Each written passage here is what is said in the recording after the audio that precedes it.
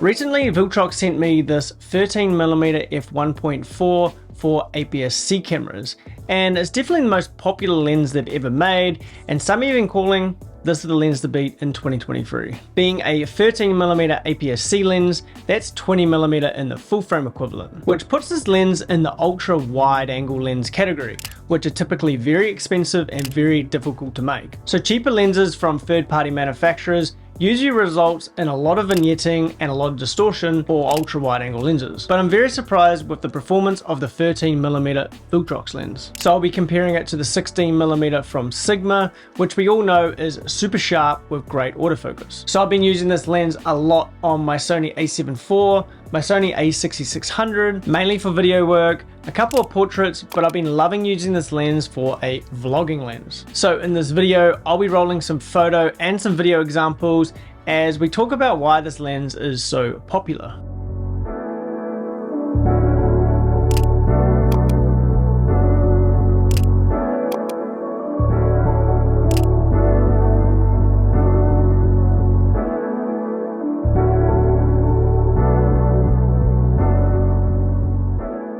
One of the most interesting things about this VILTROX lens, it really fills in the gap that we currently have in the market for us APS-C users. There is currently no other 13mm prime lenses, or anything that will give you the field of view of 20mm in the full frame equivalent. So this lens is available for the Sony E mount, but it's also available for the Fuji X mount and the Nikon, is it Z mount? Not a massive Nikon fan.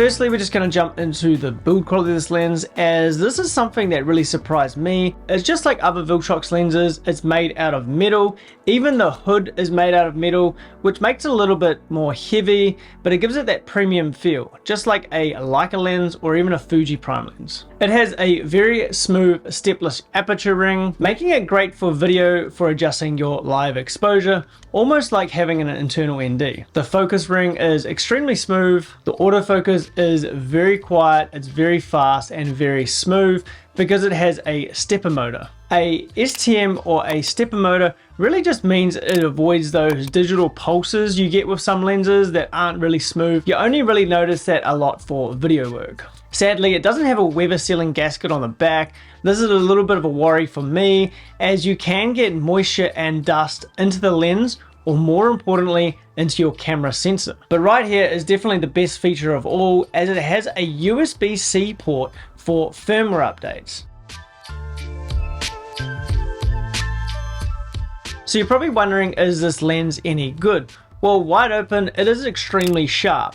I think the Sigma 16mm has a slight edge on sensor sharpness, and it's definitely more sharp in the corners. The distortion on this lens was very minor. That was a massive surprise to me, as most ultra wide angle lenses have notoriously terrible distortion. There is also minimum vignetting. And when you compare this to the 16mm with the in-camera corrections turned on, you can't really tell the difference between the two, but it's not until you turn the in-camera corrections off you can actually see how much work and how aggressive the in-camera correction is for the Sigma 16mm. While with the VILTROX, it's not really doing a whole lot with the in-camera corrections. It's just correcting the vignette and a small amount of distortion. And when I was actually using this lens for portraits, I actually really loved the look of it. I wasn't sure why, because I always thought 24mm would have been the most widest lens I'd ever use for portraits, as anything wider than that would just be too distorted in the face and the body. But I think the reason why I really like this VILTROX 13mm was because of the minimal distortion. So this 13mm from VILTROX has really opened a new layer for creativity for myself. The autofocus worked really well. It's definitely on par with the Sigma 16mm and also other third-party lenses that I've used in the past. For photos, you can see here while I'm culling my photos here in Narrative Select, it's doing an amazing job. It's basically getting every single photo in focus. There is a couple of times that it misses, but that's to be expected from third-party lenses and also other lenses. The A7 IV definitely did a better job than the A6600. For video, I only use the Sony A7 IV because it has that S-Log free and the 10-bit colors and also the 4K 60. The 4K 60 does have that 1.5 times crop, which is actually perfect for APS-C lenses. I've actually tweaked my autofocus settings just to get a more manual focus feel. Here are my autofocus settings if you guys want to try them out for yourself. Also, if you like the way that I edited my photos and also how I color grade my videos, I do actually sell my presets and LUTs.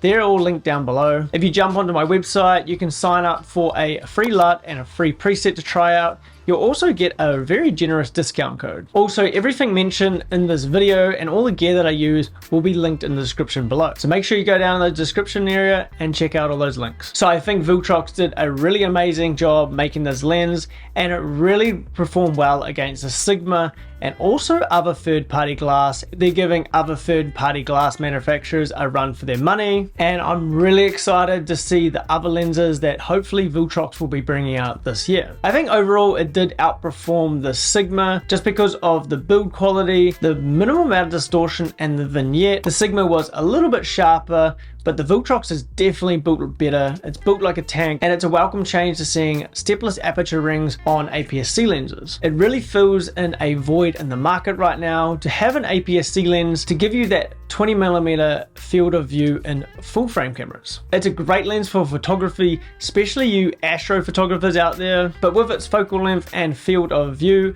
I really think it is an awesome video lens, and it is especially great for vlogging. So VILTROX did send me this lens, but they did not have any say in this video, and I was actually prepared to not liking this lens. I used the 50mm 1.8 in Tokyo. I was actually going to make a review about that lens, but I just didn't like that lens at all, so I didn't end up making the review. So this lens would be a perfect match for the FX30, which is an APS-C cinema camera.